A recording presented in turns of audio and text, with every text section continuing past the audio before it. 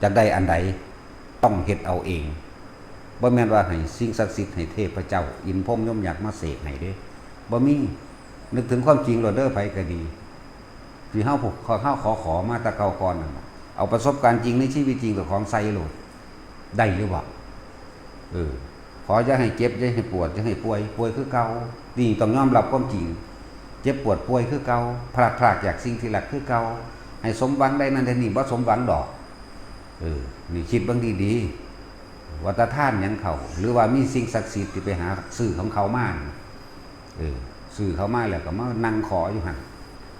ความจริงคือเฮาไปเฮ็ดเอาเองคือเก่ามั้ยนั่นแล้วนี่แหละจังบอกว่าธรรมะคือความจริงของทุกชีวิตสรรพสัตว์ต้องเปิดเผยเพราะทุกคนดิ้นรนหาทางพ้นทุกข์บ่แม่นว่าไปหลอกลวงให้เขาทุกข์เก่าทุกข์เพราะความหวังได้อันนั้นอันนี้มาแล้วก็ไปขออธิษฐานขอหลวงพ่อท่านใจจังซี่นี่เอามาหลอกลวงปิดบังเบิดหลวงพ่อรวยจังซี่หลวงพ่อศักดิ์สิทธิ์จังซี่หลวงพ่อก็ศักดิ์สิทธิ์อยู่แล้วถ้าว่าพระพุทธเจ้าเพิ่นสำเร็จแล้วจึงเรียกว่าศักดิ์สิทธิ์ศักดิ์สิทธิ์แปลว่าสำเร็จเด้พวกเฮาบ่ได้สำเร็จจักบ่ได้แปลว่าโดนบันดาลอันนั้นอันนี้ให้ไผนี่ล่ะเลิกงมง่ายเสื่อมสิ่งไร้สาระเหล่านี้เอาชีวิตจริงประสบการณ์จริงของเจ้าของใครควรพิจารณาเบิ่ง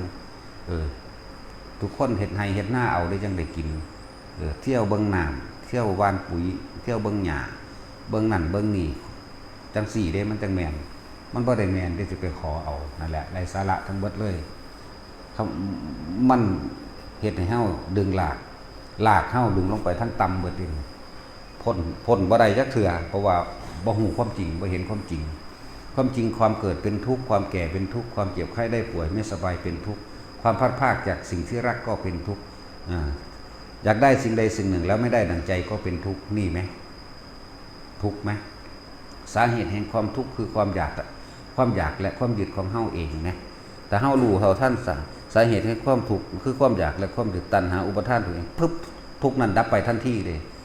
เหลือแต่แนวทางปฏิบัติให้ถึงความพ้นทุกข์ไปได้บ่นี่คือมรรคมีองค์8สัมมาทิฏฐิมีความเห็นถูกต้องตามความเป็นจริงเห็นตามความเป็นจริงไปเรื่อยเขาบอกนี่มาเอาไปอธิษฐานเอาเด้อนี่กูเห็นความจริงแล้วอธิษฐานยังบ่ได้อธิษฐานมันแปลว่าตั้งใจมุ่งมั่นสู่จุดหมายที่ตัวเองปรารถนาด้วย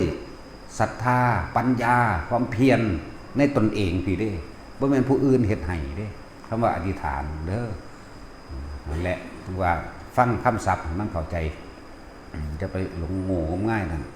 ฉะนั้นในคำว่าศรัทธานี่ใครจะเชื่อหรือไม่เชื่อใครจะศรัทธาเราหรือไม่ศรัทธาก็ช่าง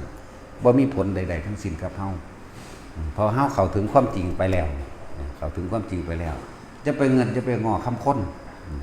คุณเฮ็ดตามพระดีกว่าพระนี่หมายถึงพุทธเจ้าพระอริยสัจพุทธ